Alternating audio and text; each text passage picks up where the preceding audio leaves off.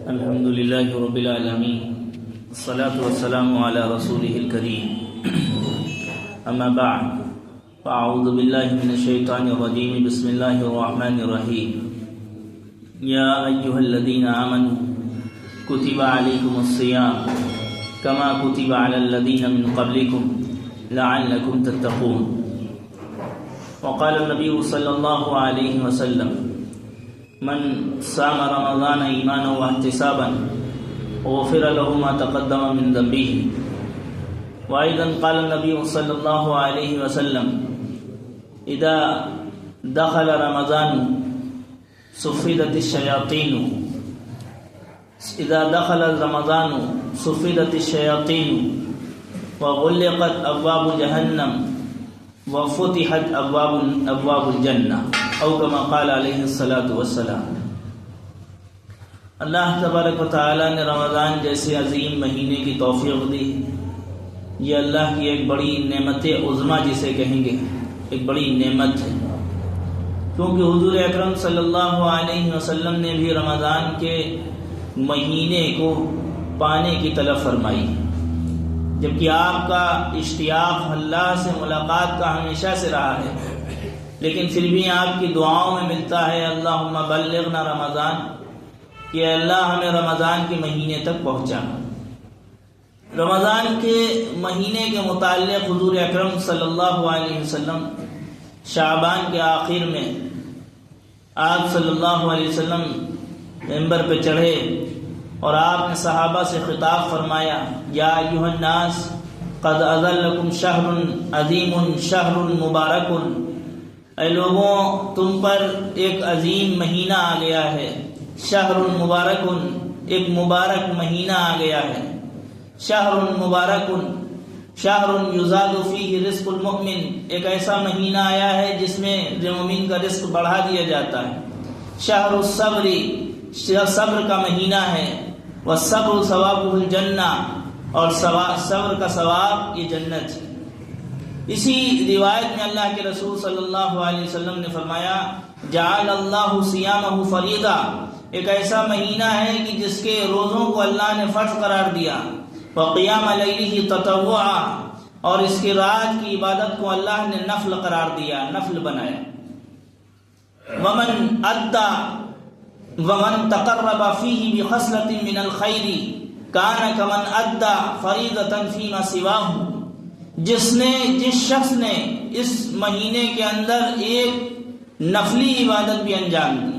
تقرب فیہ بخصلۃ، کوئی نیکی بھی انجام دی، کان کمن ادى فریضۃ فیما سواہ، گویا کہ غیر رمضان کا فرض کو اس نے انجام دیا۔ ومن ادى فریضۃ فیہ، جس نے اس میں ایک فرض کو انجام دیا، کان کمن ادى 70 فریضۃ فیما سواہ، اس نے گویا غیر رمضان کے 70 فرائض 70 فرض کو انجام دیا۔ اور اسی روایت میں اللہ کے رسول صلی اللہ علیہ وسلم نے فرمایا، وَهُوَ شَهْرُ الْمُوَاسَاةِ، یہ غمخواری کا ایک دوسرے کے ساتھ اچھا معاملہ کرنے کا مہینہ ہے۔ اور اس روایت کے آخری کا جو پہلو ہے، آخری کے جو الفاظ ہیں، وہ بڑے اعلیٰ و ارفع و بلند ہیں۔ اس میں اللہ کے رسول صلی اللہ علیہ وسلم نے فرمایا، وَهُوَ شَهْرٌ أَوَّلُهُ رَحْمَةٌ وَأَوْسَطُهُ مَغْفِرَةٌ وَآخِرُهُ عِتْقٌ مِّنَ النَّارِ، یہ مہینہ ایک ایسا مہینہ ہے جس کا پہلا حصہ یعنی پہلے 10 دن یہ اللہ کی رحمت ہے، وَأَوْسَطُهُ مَغْفِرَةٌ، اور درمیانی حصہ درمیان کے 10 دن یہ اللہ کی مغفرت کا سبب ہے، وَآخِرُهُ عِتْقٌ مِّنَ النَّارِ، اور آخری 10 دن یہ اللہ کی طرف سے جہنم سے آزادی کا سبب و ذریعہ ہے۔ علماء نے اس کی تشریح کی کہ انسانوں میں بھی 3 قسم کے لوگ ہوتے ہیں، ایک ہوتے ہیں ہلکے پھلکے صغیرہ چھوٹے موٹے گناہ، تو اللہ کی طرف سے شروعات سے ہی اس میں ان کے لیے رحمت ہونے لگتی ہے۔ ایک ہوتے ہیں تھوڑے گناہگار جن سے کچھ گناہ سرزد ہو گئے تھوڑے بہت، ان کے لیے درمیانی حصے میں مغفرت کا تحفہ ملتا ہے۔ ایک ہوتے ہیں بہت زیادہ گنہگار بالکل گناہوں میں پڑے ہوئے، لیکن جب وہ اس مہینے میں اللہ کے آگے گڑگڑاتے ہیں، زندگی کو بدلنے کا ارادہ کرتے ہیں، آخرہ عتق من النار، آخر میں ان کو آزادی مل جاتی ہے جہنم سے۔ روزے کے سلسلے میں صوم کہتے کسے؟ عربی میں روزے کا لفظ ہے صوم۔ صوم کے معنی ہے رکنے کے، لفظی معنی ہے رکنے کے، اصطلاحی اعتبار سے کھانے پینے سے رک جانا، اور شرعی اعتبار سے دو ہے رکنے کے معنی، ایک ہے جسمانی رکنا، ایک ہے روحانی رکنا۔ جسمانی رکنا تو یہی ہے کہ کھانے پینے سے رک گیا، غذا لینے سے رک گیا، اور روحانی رکنے کے معنی یہ ہے کہ تمام گناہوں سے رک گیا۔ نظریں جہاں اللہ نے حکم دیا ہے وہیں اٹھائے گا، دماغ جہاں اللہ نے سوچنے کا حکم دیا ہے وہیں لگائے گا، قدم جس طرف چلنے کے لیے حکم دیا ہے وہیں چلائے گا، ہاتھ جس چیز کو پکڑنے کا حکم دیا ہے اسی کو ہاتھ تھامیں گے، تمام گناہوں سے رک جائے۔ یہ روحانی روزہ ہے۔ روزے کی فرضیت کے سلسلے میں امت کا اجماع اس بات پر ہے کہ روزہ حضور اکرم صلی اللہ علیہ وسلم کی عمر کے تقریباً 54ویں سال یعنی ہجرت کے دوسرے سال میں روزہ امت کے اوپر فرض کیا گیا۔ روزہ فرض پہلے زمانے میں، ابتدائی زمانے میں روزے کے لیے سحری کا کوئی تصور نہیں تھا۔ یہ تو اللہ کی رحمت ہے جو اللہ نے ہم کو سحری کی بھی توفیق دی، ورنہ روایت میں ملتا ہے اُحِلَّ لَكُمْ لَيْلَةَ الصِّيَامِ الرَّفَثُ إِلَىٰ نِسَائِكُمْ، اس آیت کے تحت ملتا ہے کہ حضرت قیس بن سرما رضی اللہ عنہ صحابی رسول تھے۔ حضرت قیس بن سرما ایک کسان تھے، کھیتوں میں کام کرتے تھے۔ شام کے وقت آئے، افطار کے موقع پہ بیوی سے کہا کچھ کھانے کو ہے؟ کہا کچھ نہیں ہے، میں کچھ ڈھونڈنے جاتی ہوں، لینے جاتی ہوں۔ حضرت قیس بن سرما رضی اللہ عنہ کی آنکھ لگ گئی، سو گئے۔ اور اس زمانے میں سحری کا تصور نہیں تھا، بلکہ روزے کی شروعات جیسے ہی آدمی سویا اور سو کر اٹھا اسی وقت سے اس کے روزے کی شروعات ہو جاتی تھی، اس کے بعد اس کے لیے کھانے کی گنجائش نہیں تھی۔ لہذا حضرت قیس بن سرما رضی اللہ عنہ بھی سو گئے، غنودگی طاری ہو گئی۔ بیوی جب کھانا لے کر لوٹی تب وہ نیند سے بیدار ہوئے، کہا اب تو کھا نہیں سکتے کیونکہ روزہ شروع ہو گیا۔ سحری کا تصور نہیں، پورے دن، آدھا دن گزر گیا۔ حضرت قیس بن سرما کسان تھے، اور کسان کی کتنی محنت ہوتی ہے عام آدمی اس کو تصور نہیں کر سکتا۔ لہذا حضرت قیس بن سرما جب آدھا دن ہو گیا، قیس بن سرما رضی اللہ عنہ پہ غشی طاری ہونے لگی، بے ہوشی طاری ہونے لگی۔ اللہ کی طرف سے آسانی کا فیصلہ، احل لکم لیلۃ الصیام الرفث الی نسائکم، پوری آیت نازل ہوئی حضور اکرم صلی اللہ علیہ وسلم پر، اور سحری کا حکم بھی جاری ہو گیا اللہ کی طرف سے، اور وہ سنت نبویہ بھی کہلایا۔ لہذا یہ سحری اللہ کی ایک نعمت اور رحمت ہے۔ اس کے بعد آپ دیکھیں روزہ اللہ کی ایک عظیم نعمت ہے، لیکن روزہ رکھنے کے اعتبار سے کیا اللہ نے اجر عطا فرمایا، اور رمضان کے مہینے کے کیا نعمتیں اللہ نے عطا فرمائی۔ حدیث میں اللہ کے رسول صلی اللہ علیہ وسلم نے فرمایا اذا دخل رمضان صفدت الشیاطین ومردت الجن، کہ جب رمضان داخل ہوتا ہے، رمضان کا مہینہ آتا ہے، سرکش شیاطین قید کر کے پکڑ کے رکھ دیے جاتے ہیں۔ مردت الجن بھی اس لیے کہا کہ جنوں کی ایک تعداد ہے جو شیاطین کے نقش قدم پہ چلتی ہے، انسانوں کو بہکاتی ہے، ان کو بھی اللہ قید کر کے بند کر دیتے ہیں۔ اور آگے فرمایا وَغُلِّقَتْ أَبْوَابُ النَّارِ، جہنم کے دروازے بند کر دیے جاتے ہیں۔ فَلَمْ يُفْتَحْ مِنْهَا بَابٌ، اب اس جہنم کا کوئی بھی دروازہ رمضان کے مہینے میں کھلا نہیں رکھا جاتا۔ وَفُتِحَتْ أَبْوَابُ الْجَنَّةِ، جنت کے دروازے کھول دیے جاتے ہیں۔ فَلَمْ يُغْلَقْ مِنْهَا بَابٌ، جنت کے دروازوں میں سے اب کوئی دروازہ بند نہیں رکھا جاتا۔ اور آگے فرمایا اسی روایت میں وَلِلَّهِ وَتَقَوْا، اور يَقُولُ مُنَادٍ وَيُنَادِي مُنَادٍ، اور اللہ تعالیٰ کی جانب سے پکارنے والا فرشتہ پکارتا ہے ان لوگوں کے لیے، کن کے لیے؟ جو خیر کی تلاش میں آگے بڑھنے والے ہیں، رمضان کے مہینے کے ذریعے سے اپنی زندگیوں کو بدلنے والے ہیں، خیر کی طلب میں ہیں، اللہ کے حکم رسول کی سنت میں مکمل آنا چاہتے ہیں، ان کے لیے بھی اعلان ہوتا ہے۔ اور جو اس عظیم مہینے میں، برکت کے مہینے میں بھی گناہوں پہ اڑے ہیں، لغزشوں پہ اڑے ہیں، جس دھرے اور جس طریقے اور گستاخی اور باغیانہ زندگی پہ پہلے چل رہے تھے، ابھی بھی چل رہے ہیں، ان کے لیے بھی وہ فرشتہ اعلان کرتا ہے، وَيُنَادِ مُنَادٍ يَا بَاغِيَ الْخَيْرِ أَقْبِلْ، اے خیر کو طلب کرنے والے، خیر کو تلاش کرنے والے، آگے بڑھ اور آگے بڑھ، وَيَا بَاغِيَ الشَّرِّ أَقْصِرْ، اے برائی کو تلاش کرنے والے، اے گمراہیوں کو تلاش کرنے والے، غلط چیزوں کو تلاش کرنے والے، اقصر، اب تو تھم جا، وَلِلَّهِ وَتَقَاءُ مِنَ النَّارِ، ہر دن اور اللہ کی جانب سے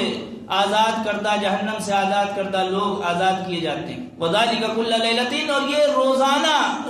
كُلَّ يَوْمٍ، اور یہ روزانہ ہوتا ہے۔ قرآن کی جو آیت روزے کے سلسلے میں آئی ہے، اس میں صرف یہ نہیں کہا گیا کہ بس آپ روزے رکھ لیجئے اور آپ خالی پیٹ رہیے، پیاسے رہیے، یہ لفظ استعمال نہیں کیے۔ یا ایھا الذین آمنوا کتب علیکم الصیام کما کتب علی الذین من قبلکم، یہیں تک اگر کہہ دیتے تو خالی یہی معنی ہوتے کہ روزہ رکھ لو، لیکن آگے لفظ استعمال فرمایا لعلکم تتقون، اے ایمان والوں تم پر روزے فرض کیے گئے جیسا کہ گزری تم سے پہلے قوموں امتوں پہ فرض کیے گئے تھے، لعلکم تتقون، تاکہ تم اللہ کا لحاظ کرو، اللہ کا تقوی اختیار کرو۔ یہ نہیں کہ ایک فارمیلٹی کے طور پر اگر کھانے پینا چھوڑ دیا لیکن اپنی حرکات، اپنی عادتیں اور اللہ کی باغیانہ زندگی کو نہیں چھوڑا، تو تم نے روزے کے فریضے کو تو ادا کر لیا لیکن روزے کے مقصد کو پورا نہیں کیا، کیونکہ روزے کا مقصد صرف بھوکا مارنا، پیاسا رکھنا، روزے کا مقصد یہ نہیں ہے۔ روزے کا مقصد ہے کہ بندہ اللہ کی طرف رجوع کرے، گزرے مہینوں میں جو لغزشیں ہوئی ان کو چھوڑ کر اللہ کی رحمت سے چپٹ جائے اور اللہ کے غصے سے دور ہو جائے۔ یہ روزے کا سب سے بڑا مقصد و عظیم مقصد ہے۔ اسی لیے دوسری جگہ اور روز رمضان کے مہینے کی عظمت کیوں؟ رمضان کے مہینے کی عظمت قرآن پاک کے نازل ہونے کی برکت کی وجہ سے۔ شہر رمضان الذی انزل فیہ القرآن ھدی للناس وبینات من الھدی والفرقان، ایک ایسا مہینہ ہے جس میں قرآن نازل کیا گیا۔ ھدی للناس، یہ قرآن لوگوں کے لیے ہدایت ہے، وبینات من الھدی والفرقان، اس قرآن نے ہدایت کی اور حق و باطل کے درمیان فرق کرنے کی واضح دلیلیں ہیں۔ فمن شہد منکم الشہر، جس کو اللہ تم سے توفیق دے رمضان کے مہینے کی، فلیصم، اس کو چاہیے کہ وہ روزہ رکھے۔ اور ومن کان مریضا او علی سفر فعدۃ من ایام اخر، کوئی آدمی بیمار ہے، معذور ہے، پریشان حال ہے، روزہ رکھنے سے بالکل قاصر ہے اور مسئلے کے لحاظ سے بھی وہ لائق ہے کہ روزہ نہ رکھے، یا سفر میں ہے، مشکل سفر موجود ہے، فمن شہد منکم الشہر فلیصم ومن کان مریضا او علی سفر فعدۃ من ایام اخر، تو دوسرے دنوں میں وہ اس کی قضا کرے۔ یرید اللہ بکم اليسر، اللہ تمہارے لیے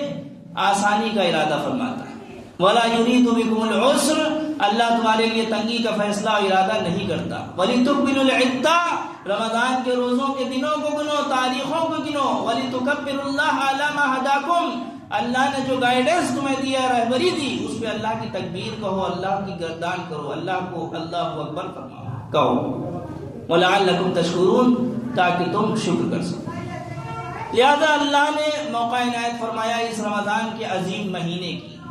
اور رمضان کے مہینے کے سلسلے میں فضیلتیں بے انتہا ہیں، جس کو شمار کرنے والا اگر شمار کرنے بیٹھے تو پورا دن نکل جائے لیکن وہ رمضان کے مہینے کی فضیلتیں بیان نہ کر سکے۔ اسی لیے حدیث میں اللہ کے رسول صلی اللہ علیہ وسلم نے فرمایا، وَأُعْطِيَتْ أُمَّتِي خَمْسًا، کہ میری امت کو 5 چیزیں رمضان کے سلسلے میں خاص طور سے دی گئی۔ خلوف فم الصائم اطیب عند اللہ من ریح المسک، کہ اس کے منہ کی بو اللہ کے نزدیک مشک کی خوشبو سے بھی زیادہ عمدہ ہے، اللہ کے یہاں قیمتی۔ وتستغفر لهم الحیتان حتی یفطروا، روزہ رکھنے والے کے لیے افطار کے وقت تک دریا کی مچھلیاں اس کے لیے مغفرت کی دعا کرتی ہیں۔ وَيُزَيِّنُ اللَّهُ عَزَّ وَجَلَّ جَنَّتَهُ، اللہ تعالیٰ روزے دار کے لیے اپنی جنت کو آراستہ کرتا ہے، سجاتا ہے۔ وَتُصَفَّدُ فِيهِ الشَّيَاطِينُ فِيهِ مَرَدَةُ الشَّيَاطِينِ، اور اس میں سرکش شیاطین قید کر دیے جاتے ہیں۔ اور آخر میں فرمایا کہ اس کو روزے وَتُغْفَرُ لَهُمْ، اور ان روزے داروں کی مغفرت کر دی۔ صحابہ نے پوچھا، اللہ کے رسول، یہ جو مغفرت کا وقت ہے کیا یہ شب قدر ہے اس لیے مغفرت کی گئی؟ کہا نہیں، بلکہ کام کرنے والا جب اپنی اپنے کام کو پورا کر لے تو اس کی مزدوری کو پورا دیا جاتا ہے کہ اس کی مغفرت کر دی جاتی ہے۔ اسی لیے روزہ ایک عظیم نعمت، روزہ اللہ کے ہاں سفارش کرے گا۔ جب بڑے بڑے رشتہ دار جن سے سفارش کرنے بندہ جائے گا، یہاں تک کہ انبیاء بھی سفارش کرنے سے پیچھے ہٹ جائیں گے، اور اس وقت قرآن اور روزہ یہ سفارش کرے گا اللہ۔ القرآن والصیام الصیام والقرآن یشفعان للعبد، روزہ اور قرآن یہ اللہ کے حضور میں سفارش کریں گے۔ وَيَقُولُ الصِّيَامُ أَيْ رَبِّ إِنِّي مَنَعْتُهُ الطَّعَامَ وَالشَّهَوَاتِ بِالنَّهَارِ فَشَفِّعْنِ فِيهِ، اے میرے رب میں نے اس کو کھانے سے اور خواہشوں سے، شہوات سے مراد صرف ناجائز خواہش نہیں، جائز خواہشیں بھی، جائز خواہشوں سے بھی میں نے اس کو روکے رکھا، بیوی کی قربت سے اور بھی چیزوں سے، جائز خواہشوں سے بھی میں نے اس کو روکے رکھا۔ فَشَفِّعْنِ فِيهِ، اے میرے رب تو اس کے حق میں میری شفاعت قبول کر، سفارش قبول کیجیے۔ وَيَقُولُ الْقُرْآنُ إِنِّي مَنَعْتُهُ النَّوْمَ بِاللَّيْلِ، میں نے اس کو رات کو سونے سے روکے رکھا۔ فَشَفِّعْنِ فِيهِ، میری سفارش اس کے حق میں قبول کیجیے۔ وَيُشَفَّعَانِ، اللہ کے حق میں اس کی ان دونوں کی سفارش قبول کی جائے گی۔ روزے کے سلسلے میں اللہ کے رسول صلی اللہ علیہ وسلم نے فرمایا، من صام رمضان ایمانا واحتسابا غفر له ما تقدم من ذنبه، جس نے رمضان کے روزوں کو رکھا ایمانا یقین کے ساتھ، احتسابا ثواب کی امید کے ساتھ، غفر له ما تقدم من ذنبه، گزرے زمانے میں جو اس کے گناہ ہو گئے، وہ بات الگ ہے، تفصیل الگ ہے کہ کبیرہ گناہ، صغیرہ گناہ، حقوق العباد، وہ انشاءاللہ اپنے موقع پہ بیان کیے جائیں گے۔ غفر له ما تقدم من ذنبه، اس کے گزرے ہوئے گناہ اللہ معاف فرما دیتا ہے۔ اور روزوں کے سلسلے میں اللہ کے رسول صلی اللہ علیہ وسلم نے روزے کی ایک عظیم، ایک زبردست روایت بیان فرمائی کہ جنت کے 8 دروازے ہیں، ان میں سے ایک دروازہ ایسا ہے يدخل فيه الصائمون، اس میں صرف روزے دار ہی داخل ہوں گے، ریان نام کا۔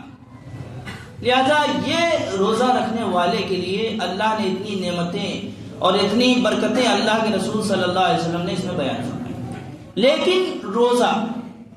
الصیام جنۃ ما لم یخرقها، روزہ یقیناً ڈھال ہے شیطان کے مقابلے میں،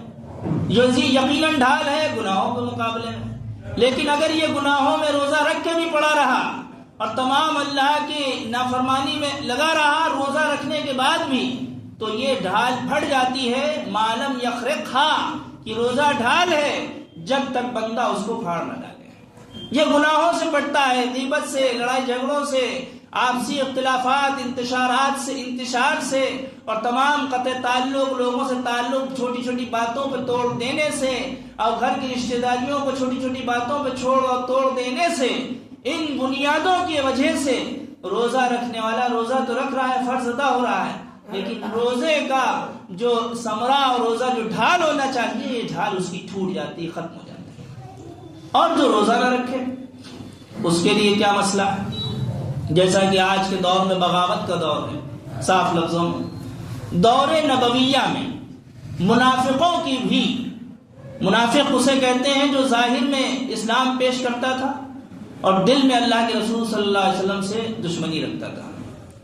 دور نبویہ میں، دور فاروقی اور دور صدیقی میں بھی منافق کی بھی اتنی جرأت نہیں ہوتی تھی کہ وہ باغیانہ انداز میں روزہ چھوڑ دے، بغاوت کے ساتھ روزہ چھوڑ کے راہ چلتے ہوئے، گٹکا چباتے ہوئے، یا اس زمانے کے جو بھی کھانا پینا ہو وہ انجام دیتے ہوئے راستوں میں نظر آئے۔ اس زمانے کے منافقوں کی بھی اتنی حیثیت، اتنی جرأت نہیں تھی کہ وہ یہ کام انجام دے سکے۔ لیکن دور حاضر میں دیکھیں، گویا قیامت قریب برپا ہو چکی انسانوں کے اعمال سے، اور لوگ چلا رہے ہیں کہ ہمارے اوپر ظلم ہو رہا ہے، جبکہ تم اللہ کی شریعت پہ ظلم کر رہے ہو، رسول اللہ صلی اللہ علیہ وسلم کے طریقوں پہ ظلم کر رہے ہو، صحابہ پہ، تابعین پہ، اولیاء پہ، حضرت معین الدین چشتی، نظام الدین اولیاء، عبد القادر جیلانی، بختیار کائکی، بایزید بستامی، جنید بغدادی، فضیل بن عیاض، ان جیسے اولیاء کے طریقوں پہ تم ظلم کر رہے ہو۔ کیوں؟ کیونکہ روزہ رکھنے کی قدرت کے باوجود، روزہ رکھنے کی حیثیت کے باوجود تم شریعت کے دائرے میں مستحق نہیں ہو کہ تم روزہ چھوڑ دو، اس کے باوجود تم باغیانہ انداز میں روزہ چھوڑ رہے ہو، یہ اللہ کے یہاں پکڑ کا سبب ہے، اور اس کا بدلہ قیامت تک کے روزے بھی پورا نہیں کر سکتے۔ اسی لیے اللہ کے رسول صلی اللہ علیہ وسلم نے فرمایا من افطر یوما من رمضان من غیر رخصۃ ولا مرض لم یقضه صوم الدہر کلہ وان صامہ، کوئی شخص ایک روزہ چھوڑ دے بغیر کسی شرعی عذر کے، بغیر کسی رخصت کے، شرعی وجہ کے، ولا مرض بغیر کسی بیماری کے، لم یقضه صوم الدہر کلہ پوری زندگی پورے زمانے روزے رکھتا پھرے، وہ اس کی بھرپائی نہیں کر پائے گا۔ وَإِن صَامَهُ چاہے پوری زندگی روزہ رکھے، وہ بات الگ ہے اللہ سے توبہ کر لے، گڑ گڑا لے کہ نہیں اللہ اب ایسا نہیں کریں گے، وہ تو اللہ دینے میں قدرت رکھتا ہے، اللہ کا کہ رحمت کے ہاتھ کو کوئی پکڑ نہیں سکتا، بڑے نبی بھی انبیاء بھی اللہ کی رحمت کے ہاتھ کو نہیں پکڑ سکتے، وہ بات الگ ہے، لیکن شریعت کا جو اصول ہے وہ اللہ کے رسول صلی اللہ علیہ وسلم نے بیان کیا۔ لہذا ہمارے معاشرے میں اگر کوئی کہتا ہے کہ ہم بڑے تھکے ہیں، جاب کے سسٹم کی وجہ سے، نوکری کی وجہ سے ہم پریشان ہیں، تو اس کو چاہیے کہ وہ زید بن ثابت رضی اللہ عنہ کی زندگی دیکھے جو غلام تھے، اس کو چاہیے کہ بلال رضی اللہ عنہ کی زندگی دیکھے، اس کو چاہیے کہ اور صحابہ جو غلام تھے لیکن روزے کی حالت میں رہتے تھے اس کو چاہیے، اور ہاں ہمارے یہاں تو ٹھنڈی کا اس وقت موسم اور گرمی میں بھی ہوتا تھا، تب بھی پنکھے کے زمانے اور سب چیزیں موجود مہیا ہیں، بڑی بڑی بلڈنگیں بنی ہیں، سایہ موجود ہے، عرب کے علاقے میں آپ جائیں ریگستانی علاقہ ہے، تمام چٹیل علاقہ، مدینے کی سرزمین میں بھی چٹیل علاقہ رہا ہے بہت سی جگہوں پہ، اور تو اور غزوات میں بھی صحابہ جنگوں میں روزہ رکھ کے شریک ہوئے، جبکہ رخصت تھی، اجازت تھی کہ روزہ نہ رکھو، پھر بھی صحابہ نے روزہ رکھ کے بڑی بڑی جنگیں لڑی ہیں، خالد بن ولید رضی اللہ عنہ۔ لہذا اگر کوئی شاید کہتا ہے کہ ہم جاب کی وجہ سے، نوکری کی وجہ سے روزہ نہیں رکھ رہے ہیں، تو پھر وہ یاد رکھے وہ یا تو صرف دنیا کما لے، پیسہ ٹھوسنے اور کمانے کے لیے اگر وہ آیا ہے تو اس کے درمیان اور مشرک و کافر کے درمیان کلمے کے علاوہ کوئی آڑ نہیں ہے، کوئی فرق نہیں ہے۔ اور اگر کوئی کہتا ہے کہ ہم بزنس شیڈیول کی وجہ سے، بزنس کی وجہ سے ہم روزہ نہیں رکھ پاتے، تو اس کو چاہیے مدینے کے سب سے بڑے بزنس مین عبد الرحمن بن عوف کے پاس جائے، اس کو چاہیے کہ حضرت عثمان بن عفان بزنس مین تھے ان کے پاس جائے۔ اور کوئی کہتا ہے کہ ہم حکومت کی وجہ سے، بادشاہ ہیں، حکومت کی وجہ سے بڑے مشغولیت رہتی ہے، اس کو چاہیے خلیفہ راشد ابو بکر صدیق کے پاس جائے، اس کو چاہیے خلیفہ راشد حضرت عمر کے پاس جائے، اس کو چاہیے حضرت عثمان حضرت علی کے پاس جائے خلافت راشدہ۔ اور کوئی کہتا ہے کہ ہم کسانی کا کام کرتے ہیں، کسان ہیں، ڈیلی ویجز کا، ڈیلی مزدوری کا کام کرتے ہیں، رکشہ گھسیٹتے ہیں، حلال کام کرتے ہیں، یقیناً اللہ کے یہاں وہ بھی مرغوب ہے، اور جو جتنی مشقت سے روزہ رکھے گا اللہ کے یہاں اس کا درجہ اس سے اتنا ہی اعلیٰ ہوگا۔ کوئی آدمی مزدوری کرتا ہے، پریشان ہے، اور سینکڑوں ماشاءاللہ سینکڑوں رکشہ چلانے والوں نے گرمی کی مئی جون کے زمانے میں بھی رکشہ چلاتے ہوئے روزے رکھ کے روزے کو انجام دیا ہے، یہ قابل تعریف، اور اللہ کے حکم کو انہوں نے انجام دیا۔ اور یہ سائے میں رہنے والے، گھروں کے پنکھوں میں رہنے والے، مسجد کے اے سی میں رہنے والے، یہ راستوں میں آپ دیکھیں گے گٹکا بالکل کھلم کھلا آدمی کھا رہا ہے، کھلم کھلا بریانی کے ٹھیلوں میلوں میں چلا ہوا ہے، کھلم کھلا تمام قسم کے پوڑی اور تمام قسم کے ناشتوں میں اڑ رہا ہے، جیسے روز مرہ کافروں کی بستیوں میں روز صبح ہوتی تھی، مسلمانوں کی بستیوں میں بھی رمضان کے مہینے میں ویسے ہی صبح ہو رہی ہے اور ویسے ہی دوپہر ہو رہی ہے۔ اللہ کے پکڑ کے ان کے منتظر رہیں، یہ نبی کی دعا ہے جس کا صدقہ ہے، ورنہ اللہ کا عذاب کب کا آ چکا ہوتا، کب کی اللہ کی پکڑ آ چکی ہوتی۔ اس لیے اللہ نے موقع عنایت فرمایا ہے، باغی بن کے جانے سے بہتر ہے تائب اور اللہ کے یہاں توبہ کر کے آدمی جائے، اور اللہ کا وعدہ ہے رزق کا، انشاءاللہ یزاد فیہ رزق المومن، مومن کا رزق اس میں بڑھا دیا جاتا ہے، لہذا اللہ کا وعدہ ہے، اللہ تعالیٰ اس میں رزق کوئی کمی نہیں کرے گا۔ لاک ڈاؤن کے زمانے میں دیکھیں، لوگ گھر میں بیٹھے رہے، شام کو تھوڑی بہت دکانیں کھولی، اللہ نے رزق کا معاملہ پورا کیا۔ آج دوپہر میں چائے کے ہوٹل بھی کھلے ہیں، ہوٹل تمام قسم کے کھلے ہیں۔ جو پہلے شرم کر دیا کرتے تھے، کبھی پردہ بھی شرم کے مارے تھوڑا بہت لگا لیتے تھے، آج کھلم کھلا بیچ کے اللہ کی لعنت شدہ روزی حاصل کر رہے ہیں۔ حالانکہ حرام حلال کا فتویٰ نہیں دیا جا سکتا، لیکن اللہ کی رحمت سے دور روزی وہ حاصل کر رہے ہیں۔ اللہ تعالیٰ ہم سب کو روزے رکھنے کی اور روزے کے مطابق جو عمل ہے اس کے مطابق عمل کی توفیق عطا فرمائے۔ وآخر دعوانا الحمدللہ۔